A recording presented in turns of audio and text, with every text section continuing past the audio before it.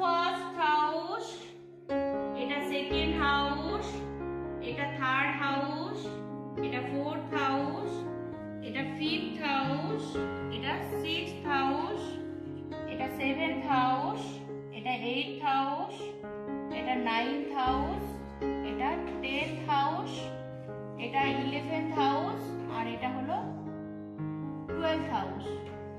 এবারে এটার লর্ড কে? অন্য কালার, দুটো দেখি তো।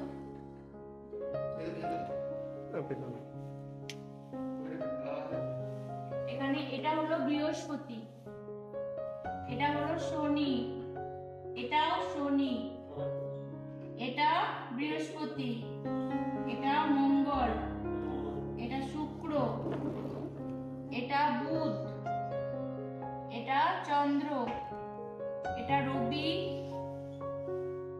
বুধ, এখানে শুক্র, আর এটা হলো আবার মঙ্গল।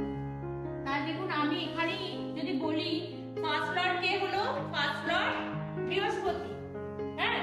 তারপর সেকেন্ড লর্ড শনি বা Saturn, third lord Saturn, fourth lord আবার Jupiter Brihaspati, fifth lord Mars, sixth lord Venus মানে Shukra, seventh lord Budh Mercury, eighth lord Chandra বা moon, ninth lord Rabi sun, 10th lord Budh Mercury, 7th lord 11th lord Shukra Venus, আর 12th lord হয়ে গেল মঙ্গল বা Mars.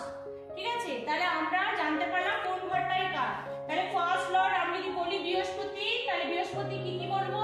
বৃহস্পতি হবে first Lord হবে আর ফোর্থ লর্ড হবে। ভেরি গুড, ফার্স্ট লর্ড আর ফোর্থ লর্ড। তাহলে বৃহস্পতি হয়ে গেল ফার্স্ট লর্ড আর ফোর্থ লর্ড।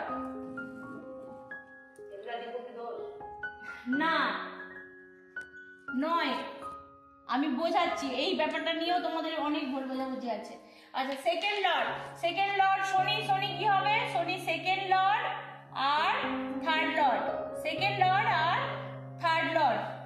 তারপর মঙ্গল, মঙ্গল ফিফথ লর্ড আর 12th লর্ড, ফিফথ লর্ড আর 12th লর্ড। তারপরে মঙ্গলের পর শুক্র হলো 6th লর্ড আর 11th লর্ড, 6th লর্ড আর 11th লর্ড। তারপর বুধ হলো কি? 7th লর্ড, বুধ হলো 7th লর্ড আর 10th লর্ড, 7th আর 10th। তারপরে চন্দ্র কি হবে? চন্দ্র হলো 8th লর্ড, আর রইল রবি কি? রবি হলো 9th লর্ড।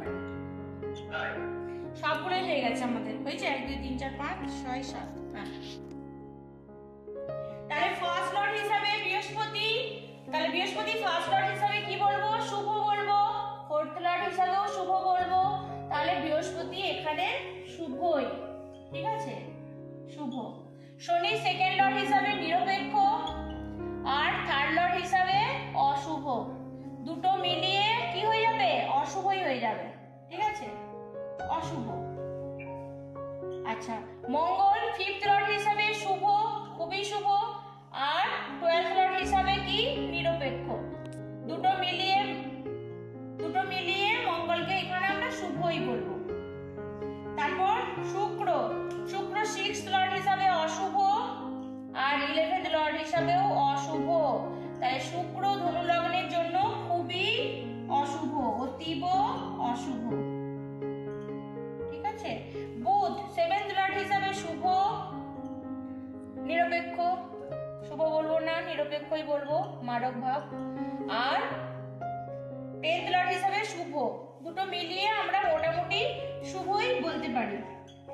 আচ্ছা, চন্দ্র 8th লর্ড হিসাবে অশুভ, কিন্তু একটা কথা বলে রাখি, রবি এখানে শুভ, রবি খুবই শুভ, ত্রিকোণপতি, ঠিক আছে, ত্রিকোণপতি। তাহলে ধনু লগ্নের ক্ষেত্রে ফার্স্ট লর্ড বৃহস্পতি, ফোর্থ লর্ডও বৃহস্পতি, তাহলে দুটোরই কেন্দ্রের অধিপতি, সেই জন্য বৃহস্পতিকে আমরা দুটো ভাবই শুভ, আমরা শুভ বলেছি, ঠিক আছে। শনি হলো সেকেন্ড লর্ড আর থার্ড লর্ড, একটা সেকেন্ড হিসাবে নিরপেক্ষ আর থার্ড হিসাবে কিন্তু অপচয়ী লর্ড, সেই হিসাবে অশুভ, সেই জন্য ত্রিশড আয়ার মধ্যে সেই জন্য অশুভ, সেই জন্য আমরা শনিকে অশুভ আর নিরপেক্ষ দুটো মিলিয়ে অশুভ বলেছি।